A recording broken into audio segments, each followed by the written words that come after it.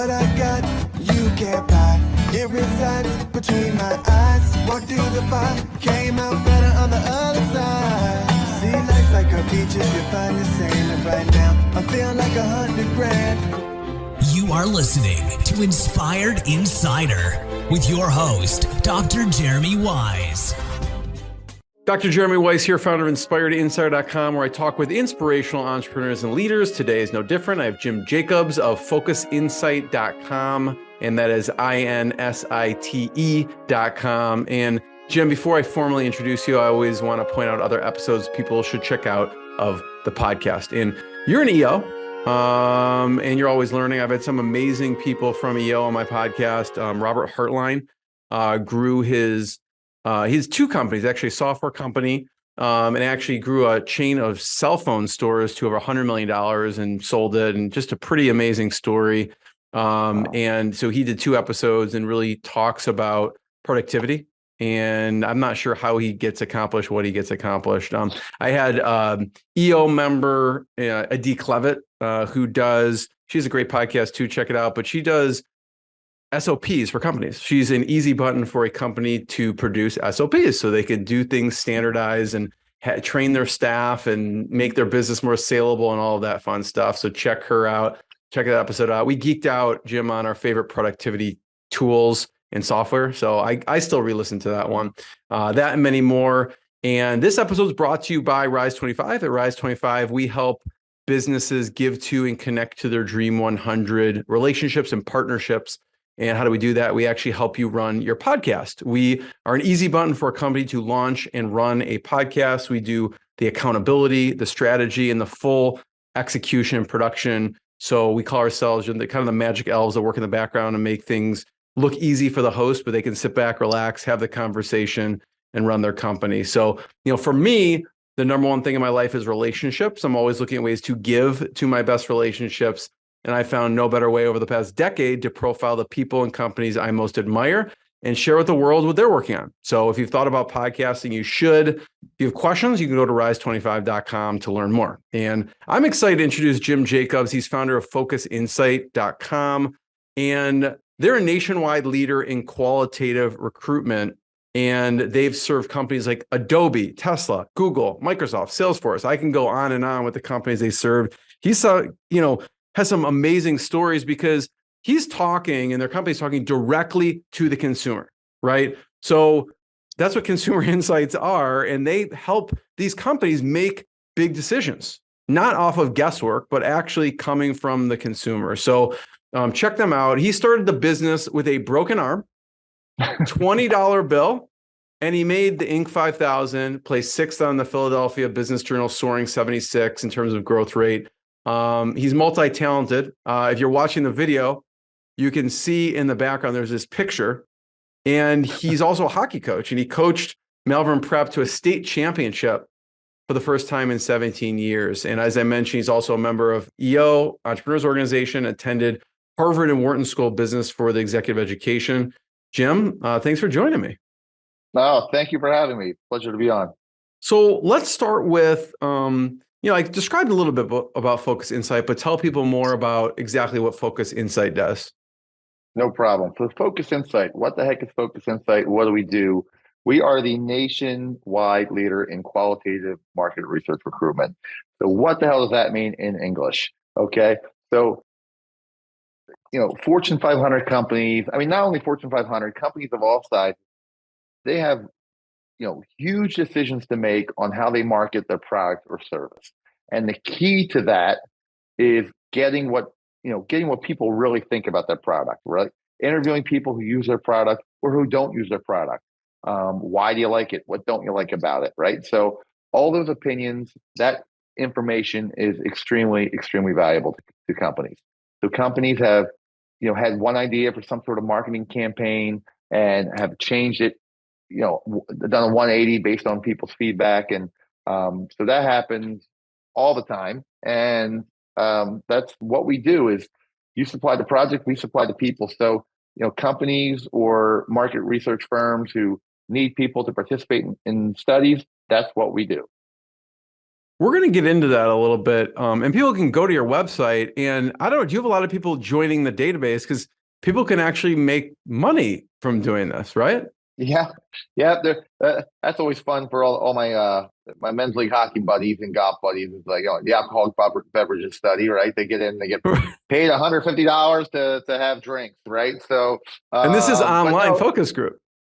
online. So this is not absolutely I mean, there's one you see on elections. We do on everyday essentials. So yeah, for sure. So there's always people who need different opinions on, or who will pay you for your opinions on various different products out there. Like you see, like virtual reality. That's a neat one that we did. We did that years ago, where we did a big study for Oculus Go, where we shipped out free headsets for Oculus Go, Sign me and up. That's awesome. yeah, and then so the people got, like, I guess $200, and they got a free headset, um and the end client on that one was Facebook, and they were using that data to say, hey, should we acquire the Oculus Go? Then 6 months later, I walk into Best Buy Christmas shopping, and all of a sudden I see Oculus Go by Facebook. So it's pretty neat. Like, we did the whole study behind that. So That's awesome. Yeah. So, I mean, obviously companies can contact you if they want to get consumer insights, but consumers can go on your website too and possibly get opportunities as well. yeah, Right? absolutely. You just go in and sign up for our database, and then when you qualify for a study, we'll send out a link on email, and you fill it out. And if you qualify, that's what we do. We'll get you in, we'll get you scheduled, and there you go, right there. Join the panel. You got it. Awesome. Love it. Let's talk about, so go back Let's to, get you in something, Jeremy. Come on, we'll get you in something with that I'm going to. biochemistry. Are you kidding? Like, I would have been all over the Oculus. I bought one. I could have got one for free and been in the study. Come on. Like, I'm going to check all There you those go. out. I'm not a Sure. big There you alcohol go. drinker, so I'm not like a good fit for that one, but I'll check the other ones out. And I'm going to spread the word on that. You want to make some extra cash? Sure. Go ahead. There you go. You broke your arm. So what happened? Oh my God. I was, coaching hockey is a passion of mine. And I coached all different levels, from the learn to play 4 or 5 year olds up to, 18, and even, some college. So I've coached all levels. I'm certified for all levels. I'm coaching little guys. Kid comes from behind me. I fly in the air, break my arm, have to get surgery, and I can't drive for 6 weeks. So my former business I was a commercial real estate broker, and you're all the time, you're at different properties, right? So you're Driving constantly all on the over the road, place. driving all over the place, and I couldn't leave the couch, right? Because I was in a sling and in a cast and whatnot after the surgery. So a friend of mine had asked me if I wanted to be in a focus group on Facebook. They had a company doing this, and I was a member of Entrepreneurs Organization with them, and that was how it started. I ended up getting in that group, and I said, "Wow, this is probably something I could start as a side hustle while while the real estate market's depressed, and I was chasing some commissions that I was suing for." And little did I know, this met a few criteria that I liked, which was, had a recurring revenue stream, essentially. I mean, it's a project-based business, but once you acquire a client, you will do multiple projects with the client, as opposed to real estate, where it's a one-off type of sale. So it wasn't an overnight thing, but it took a while. But I did see a huge potential in this, and that's how I started Focus Insight. Talk about taking it from a side hustle to an actual business, because you start off with the mindset of, this is just a side hustle. I just want to make some extra cash. And talk about just kind of evolution of turning that into an actual business.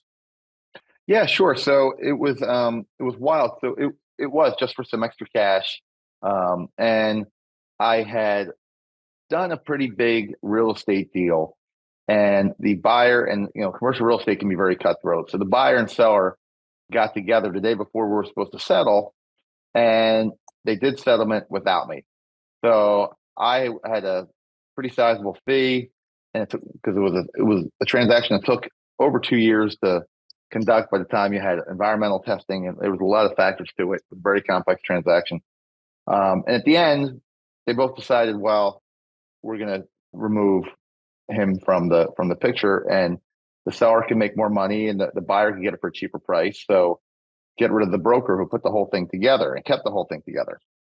So what happens is you don't get paid, and then I had to pay an attorney up front in order to chase money that I should have gotten. And then at the end of the day, when you do get it, it takes you a year or 18 months later, and you're paying $4 or $5 grand to the attorney, and then you're settling for 50 cents on the dollar if you're lucky. Usually a lot less than that, 30, 40 cents. And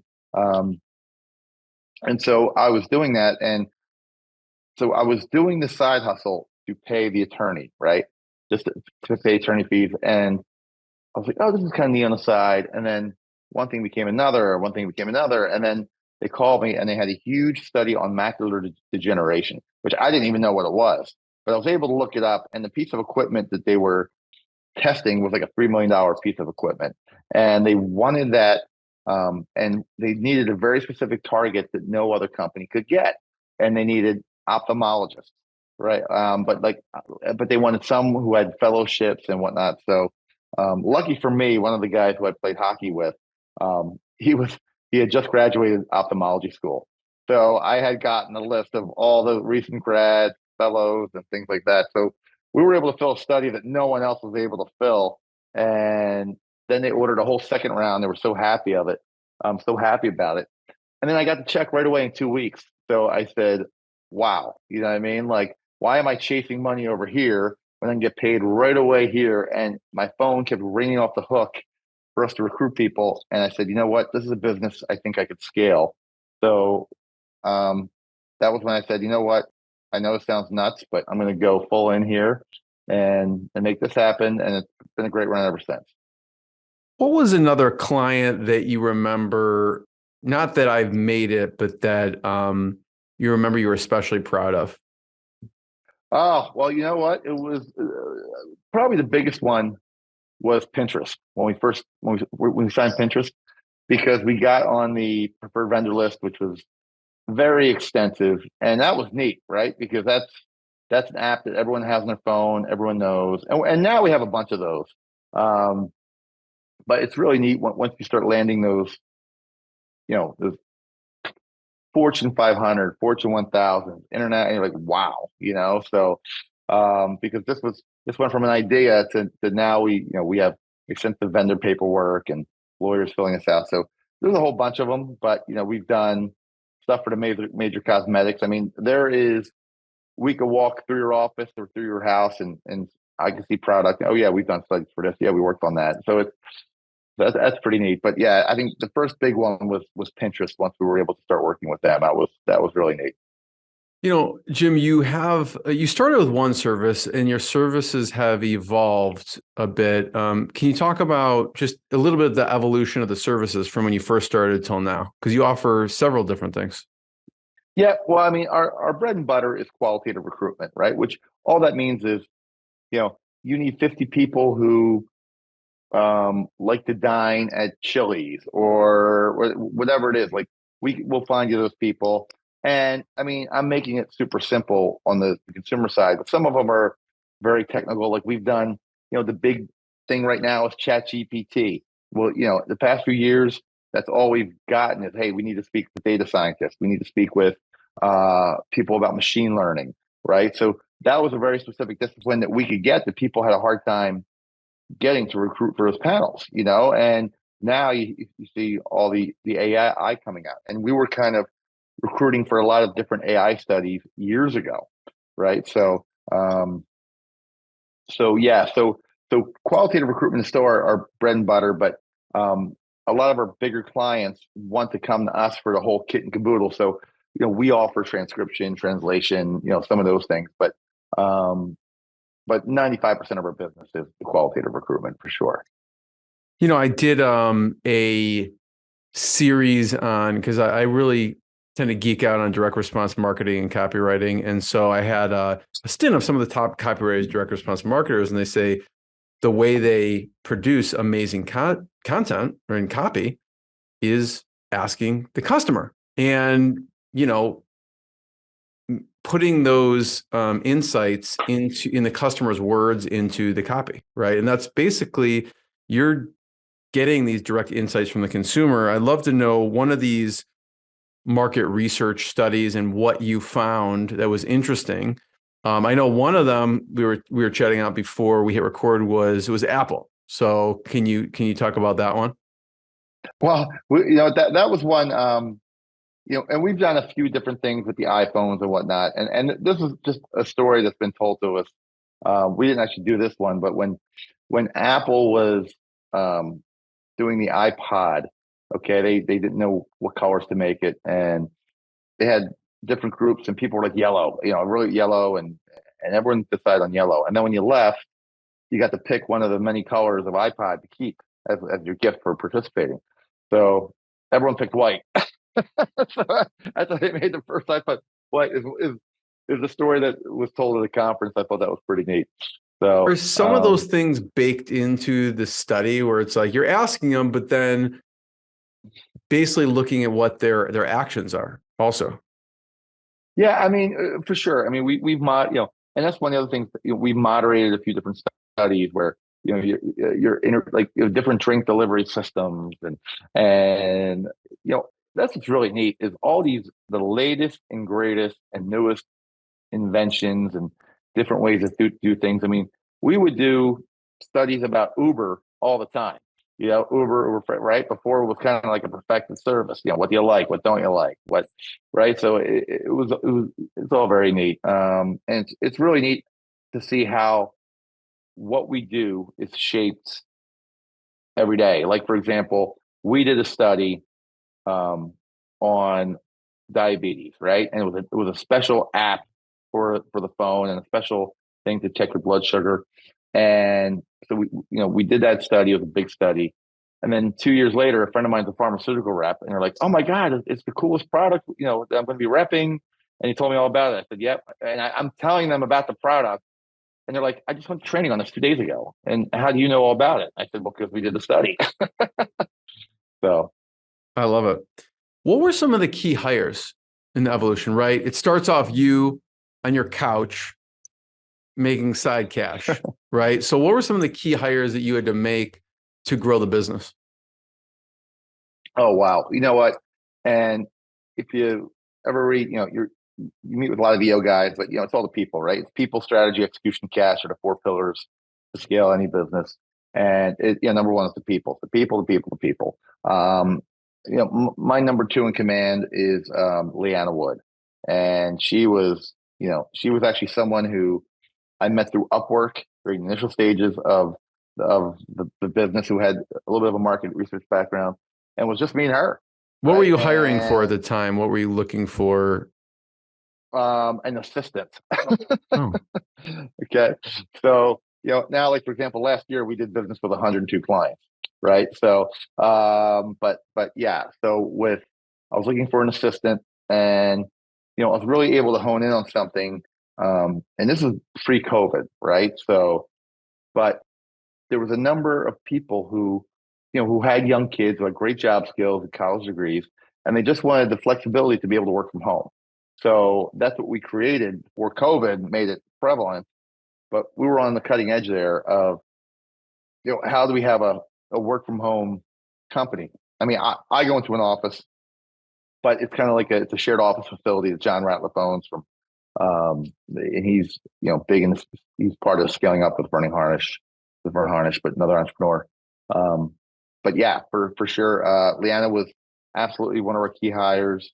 And she makes this place go every day. And then I got Christina Schwenke, who had a background in finance, with hedge funds in New York. So she was really able to help us scale the business accordingly and grow it. And then we just kept adding so many great people along the way. You were also, I think you won something that for best workplace. So what do you do to instill culture, especially like in a remote setting?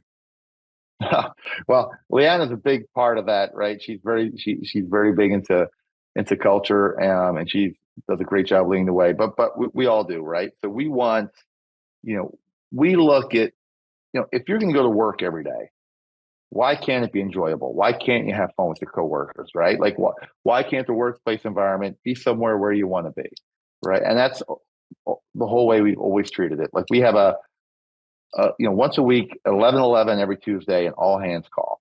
And we try to put a little bit of fun in it at the end of the day. And yes, it's work. Yes, it's KPIs. Yes, it's measurements. But at the same point, it's also a good way for everyone to get together to talk about different things. And we try to, and that's the thing, if we try to really train our people, right? So you can come in and it's always people first, and we'll give you the skills. If you want, we'll train you for whatever we need, and we've been very successful doing that. Are you allowed to? Are your staff allowed to participate in the studies also? No, they're not. They're no. Do you ever get people inquiring to work for you that have participated in the studies, or do they?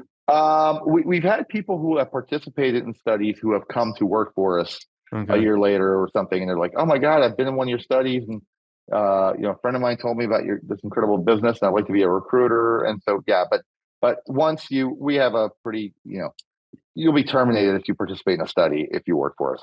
That's not. It's just because they know too much, or why? Why is that? Well, yeah, correct. Yeah, it's just they're just biased.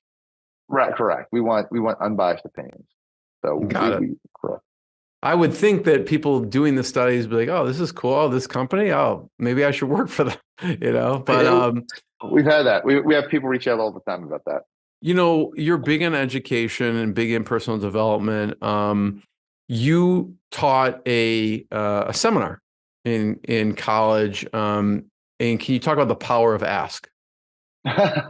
Yep. So it was actually from my friend Paul Alford. He owns or his company he's part of is Bloom Planners, which is a phenomenal company, great culture. And I've gotten a lot of the idea about culture from him.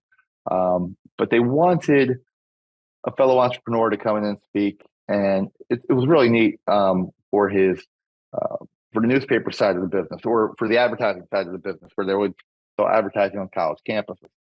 So I went and spoke, and he's like, "Hey, could you do a presentation?" I'm like, "Okay, well, like, on what?" He goes, "Something interesting." And he said, "But we want you, the question to be, what would you tell your 25-year-old self?" So I'm like, "Oh, wow." Right. Or what would you tell your 20-year-old self? So I kept it. So like that bugged me all weekend. I'm like, what would I tell myself? And ultimately what I came back to is about the power of ask, right? That's what I came up with. And it's like, if you see where you are now and you see where you started, I'm like, well, how did I get on this crazy path? Right. And, and it was just, well, because I asked this guy about an internship, and then I asked for this, and then I asked here, and then I asked this, and then I asked for that. Right. So when you go down all the asks, it's the whole power of ask. Like, if you don't ask, the answer is always no, right? I remember Pat Croce telling me that, right? So Pat Croce used to he was a trainer who became an owner of the Philadelphia 76ers. And I remember he just puts together the deal, part owner of the team. We go down, and all of a sudden, just, at the time, the logo's changed, it's black and everything. Like, I'm like, whoa, did you do any market research on this? And then he goes, nah, he goes, it was like, old Pasquale, my old man. He goes, if I asked him for the sneakers, he'd beat the crap out of me. So then the next time I just bought the sneakers, and he beat the crap out of me for buying the sneakers, but I still had the sneakers. So, so his whole point was just ask, ask, do it, figure it out. So that's the power of ask. Like, always be asking, who can you ask? Hey, what can I do for you? Hey, Jeremy, I have a good introduction that might help you. Right. Things like that. And when you look over time and years, you see there's a huge compound effect of that. Who do you consider some of your mentors throughout the years? When you speak of ask, I'm sure that you reached out to people for advice or help, or, who are some of those mentors throughout the years? No, all the time. I mean, one of the big ones is, there's so many to list, but one of the big ones is, Michael Morris, who's a good friend of mine. I met him at St. Joe's, and he started a company, Transport International Pool, and sold GE back in the day. And so I talk to him once a week, twice a week. And he's an amazing person. So many through Entrepreneurs Organization who I know who have mentored me on different things. Paul Alford's one who's helped me through a lot of different things. Bob Simpson is my accountant. He's helped me through a lot. It's funny, I'm a hockey guy, so guys like Jeremy Roenick and Chris Therien and Jim Watson, who I have the utmost respect for, played pretty high levels in the NHL. I'm able to get those guys on the phone and ask them hockey advice. So, How do you know? So Jeremy Roenick used to be on the Blackhawks at one point. I don't know what other teams he played for, but how do yeah, you know him? that was kind of wild, right? You talked about the power of ask. That's a perfect example. It was during 2004, the NHL was locked out, and so all the players were looking to get into, just had they would have like charity golf outings and hockey games, so they keep fresh against each other because they couldn't play for a year because the owner said, "Hey, you guys make too much money. We're locking you out, and we're redoing the collective bargaining agreement." So all of a sudden, in the paper, God honest truth, it comes in the paper, the Daily News saying, "Hey, Jeremy Roenick for the Philadelphia Flyers is having a charity golf outing or charity hockey golf outing in Arizona." He goes, "If anyone wants to stay sharp on blades," and we played pretty high level hockey, so I had sent the article to my entire ice hockey team at the time, and one of the guys was like, "I go, hey, does anyone want to go on this? This would be pretty neat to go to." And a friend of mine said, "Hey, I know him pretty well. We grew up playing with and against each other, and personal friends." And then that's how the connection was made, and we went out there, and we've been friends ever since. So that was pretty cool. So he's helped me through some hockey stuff and whatnot. Describe Jim for people who can't see. Maybe they're listening, but there's a picture behind you. Describe that scene and what's in there. That's a really neat scene. I have video of it and everything. It's great. So I played hockey at Malvern Prep, and it was very much a defining experience because you go from not being from getting cut to making the team to going through the JV to being on the varsity, and now all of a sudden you're winning a Flyers Cup and you're winning a AAA state championship, and there's nothing like it. And we're the first state champions in the history of the school. Well, fast forward, that's in 1990, and so I come back. They needed a middle school coach 8 years ago. I can't believe I've been doing this for 8 years, but they needed a middle school coach, and just had a vision and saw an opportunity to build the middle school team and get our high school back to the championship level. And No the pressure. team had not won. The team had not won for 17 years, right? So it had gone through a huge drought.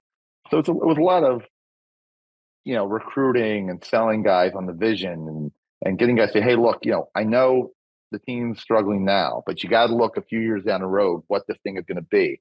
And I remember telling one of my guys, Matty Harris, I said, "Matty, you're going to be looking up in the stands. These stands are going to be packed, and you're going to be holding that cup over your head." I go, "If you come here," right? God, honest truth.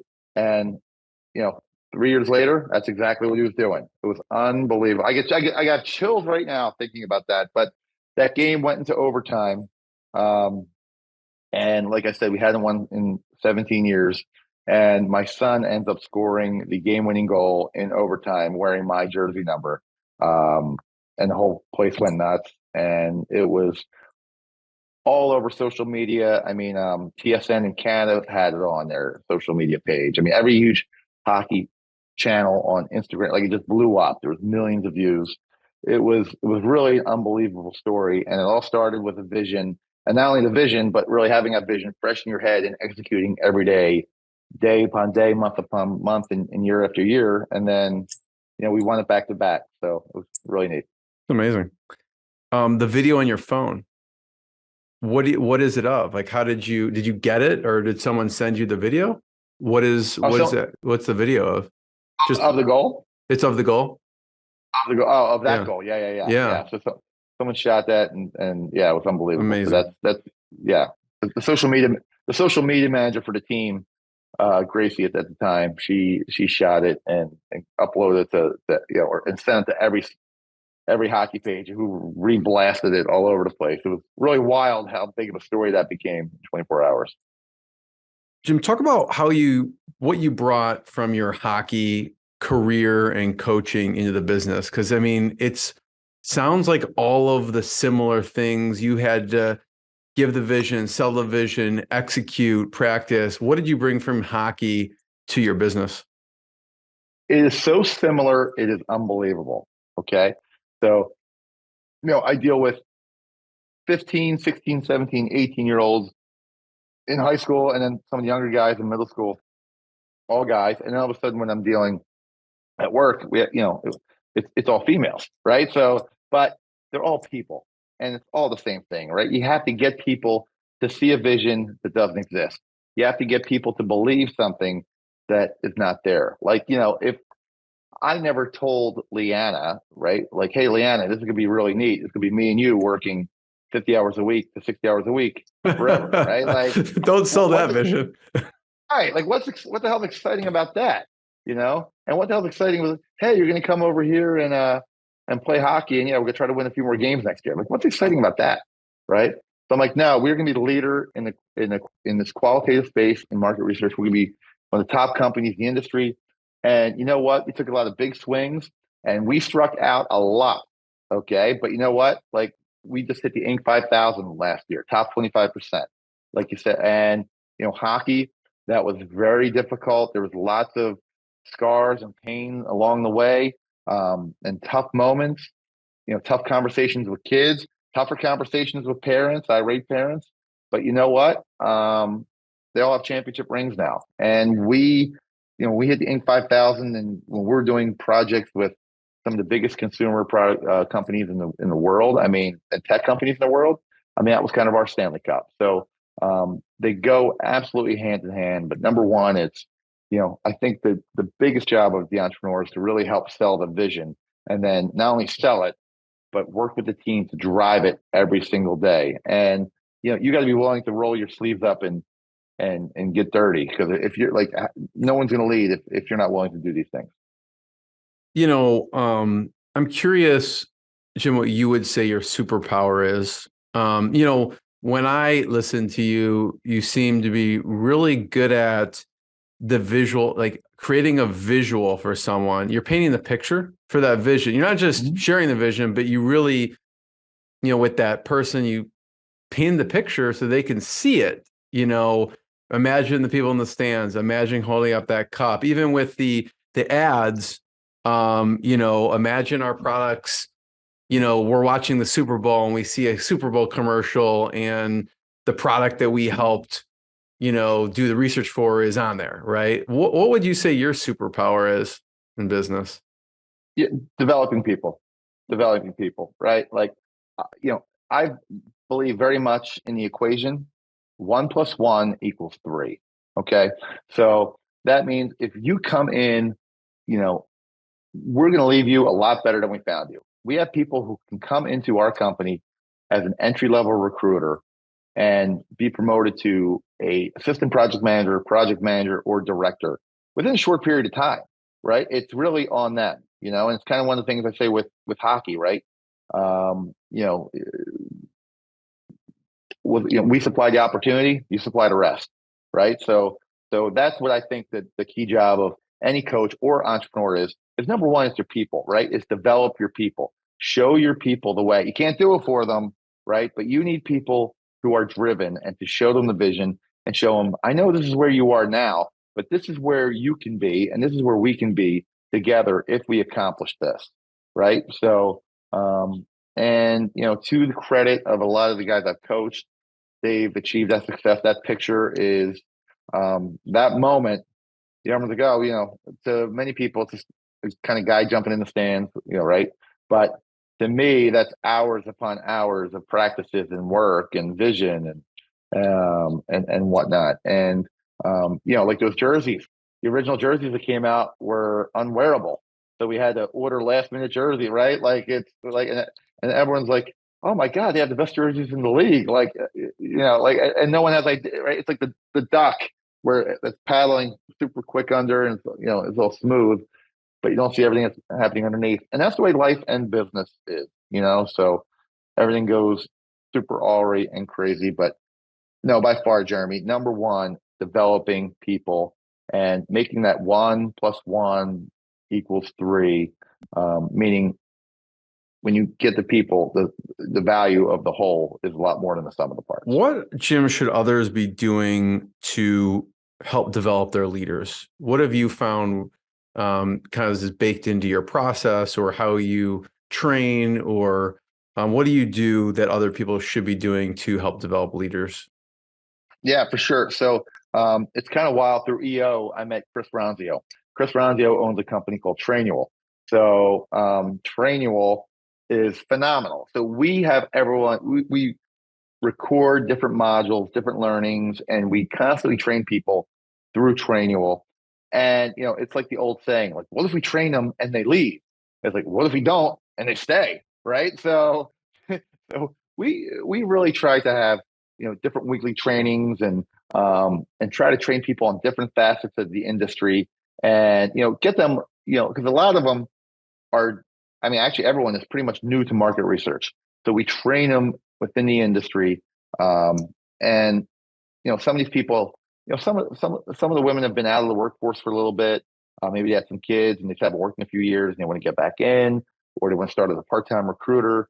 So, honestly, if you're not training your people to be better, then, I think you're doing yourself a huge disservice as an entrepreneur, because what's really neat is, like, there was 4 sales calls today. Okay. And I had hurt my back and I wasn't on any of them. But I wish I knew a good at all. chiropractor for you, Jim. Sorry. I knew one right around the corner. Thank goodness. That's where I spent all morning. But having awesome people and developing them into awesome people is super, super. It's the most rewarding thing about the business, and more rewarding than any financial statement or any sales figure. Jim, I have one last question. Before I ask it, I just want to point people to focusinsight.com to check out more. That's focus and then INSITE.com to learn more about the business. Whether you are a business who wants to get consumer insights, or you want to make some side cash and actually see what other opportunities you can enter in their database. My last question, Jim, is I know you are a heavy learner, personal development. I'd love to know some of your favorite books or resources that you love, that you recommend people check out. YouTube, anything by Jim Rohn. I think he's phenomenal. God, my whole Audible, but Brian Tracy, I love Brian Tracy type of stuff. And God, Atomic Habits is a great one. Like there's so many.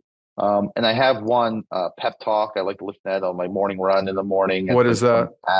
It's an app where you just curate motivational content. Oh, really? For free but that you can get for free on YouTube and whatnot. But not only that, but just books are, like I think Elon Musk, apparently when he grew up in South Africa, he read his whole library. Like he read every book in the library, in that library that was that he grew up in or something, or in the school, or like not in the library, but like the school, he had written every book. So, people had problems before you and they've had bigger problems, and, books are just the way to, there's nothing I love better than getting away and just reading, so I'm a content consummate. Like I love listening to audibles and podcasts. What are some of your favorite podcasts or Audible? I don't know if you have your phone handy, but I'd love to hear some of your favorite podcasts and Audible books too. Well, my favorite by far is Rise 25 by Jeremy White. That is number one. Now it is. And your favorite episode is your own when it goes live. There you go. I like Andy Frisella. Noah Kagan's really, really neat. So Noah Kagan presents. Andy Frisella is phenomenal. There's one called Deal Makers, which is really neat, where you speak with actual entrepreneurs. I'm a hockey guy, so Spittin' Chicklets is a great one, just to hear from some of the most elite athletes in the world and these crazy stories on how they got to where they got to. Alex Hormozy is a guy who I really, really like. He's kind of newer, past couple of years into the social media content. He owns like $100 million offers. I forgot what his book is called. I have a book over there, but you can tell he's a guy who did it. You know what I mean? Like he's done all this because he can tell you very specifically, in the and the credit card fee machine went down, so we had to do it this way. And like, I know all those stories because we've done all those crazy stories when things have happened. So yeah, those are ones I really like, and there's a few I don't like. I think here I'm like, I'm not going to recommend them because they're kind of their whole thing is being a coach or something. Like, they haven't done it right. So that you want people who have been in the trenches, who have done it or are doing it. What about from Audible? Any favorite Audible books? Oh, sure, Audible. Mike, I think I have a couple hundred here. So I'm looking them up right now. Pink Goldfish is a good one. Play Bigger, Five Dysfunctions of a Team. Grit by Angela Duckworth. Her husband Jason is a member of the Philadelphia chapter, which is wild. The Magic of Thinking Big, The Power of Ambition by Jim Rohn. Tell Me More About That by my friend Rob Volpe. The Thank You Room by Serenity Bowen is a great book about her dealing with cancer, and she's a friend and absolutely phenomenal. Founder's Mentality. There's so many. Never Split the Difference by Chris Voss. Wow, that's one of my favorites. That's a great one, isn't it? Here's one of my absolute favorites, and it's not even a real book. It's a Kindle book. How to Win at the Sport of Business by Mark Cuban. But to get inside his head is unbelievable. And I've had a chance to. I was on a Zoom call with him, and just hearing how he approaches every day is unbelievable, man. The guy's great. So, I love it. There's some and also one that I suggest to all the staff. The Traveler's Gift by Andy Andrews. Right, I quote that a lot. It's a really neat book. I highly suggest it. It's a book about how things have changed, but based on real things that happened in history. It's a great book, and you'll read it in a couple hours. But it's like I always say, and it's a quote from the book: you don't always have to make the right decision, but make the decision and make it right. So that's how we've grown. I'm like, hey, don't stop fretting about making the right decision. Make a decision, and if it's wrong, we make it right. And we've had clients, we did this and it was the wrong thing, but we fixed it, or you know what I mean. And that's one of our core philosophies for sure. Make it right. Jim, I want to be the first one to thank you. Thank you so much. Everyone check out focusinsight.com, and we'll see you next time. Thanks, Jim. Thank you. Left circle shot. It's coming down. Score! Friars, AAA champions. Jimmy Jacobs scored 3 against Sally's, and he is the man tonight. What I got, you can't buy. It resides between my eyes. Walked through the fire, came out better on the other side. See, life's like a beach if you find the sand. And right now, I'm feeling like $100 grand.